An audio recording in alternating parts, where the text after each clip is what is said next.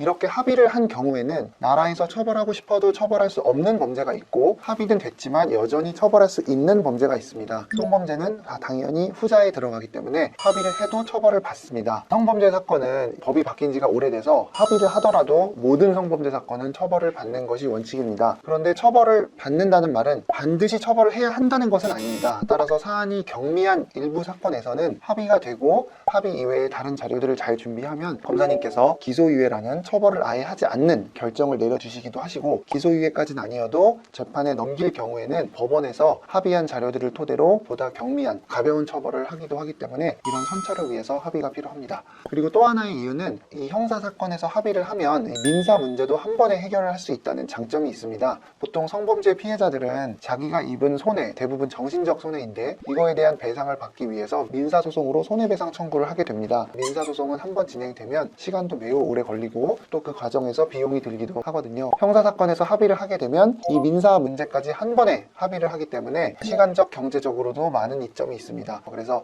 이런 두 가지 이유로 아무리 처벌을 받게 된다 하더라도 혐의를 인정한다면 피해자에게 진심으로 사죄를 하고 합의를 하는 것이 좋습니다. 경우에 따라서는 억울하지만 인정하고 합의를 하는 게 더 나은 경우도 있습니다. 왜냐하면 이 억울한다는 주장을 끝까지 밀고 나갔을 때 그 주장이 받아들여지지 않는다면 이 사람은 반성하지 않는 괘씸한 사람이 될 수 있기 때문입니다. 그래서 이런 부분들은 사건 초기에 꼭 전문가와 상의하시기 바랍니다.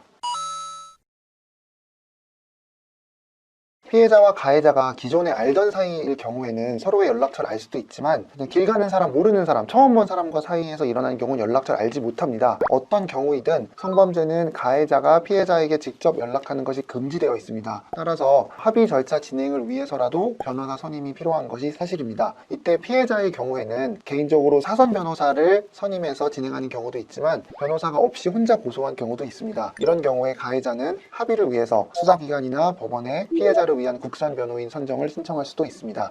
양측 변호사가 연락을 해서 합의를 해야 되는데, 이 합의 성사 여부에 있어서 의외로 가장 중요한 것은 뻔한 얘기 같지만 각 변호사의 의지와 노력입니다. 실제로 변호사들끼리 연락을 하다 보면 의뢰인이 보지 않는 곳에서 하다 보니까 형식적으로 처리할 때가 솔직히 없지 않습니다. 그래서 합의를 위해서 변호사를 선임하더라도 반드시 이 변호사가 나의 사건을 진심을 다해서 처리해 줄 수 있을지를 보셔야 되고, 변호사로서도 답답한 부분은 아무리 내가 열심히 하려고 해도 또 상대 변호사님이 좀 너무 사무적으로 하시는 경우에는 솔직히 말씀드려 합의하는 데 있어서 어려움이 있는 것도 사실입니다.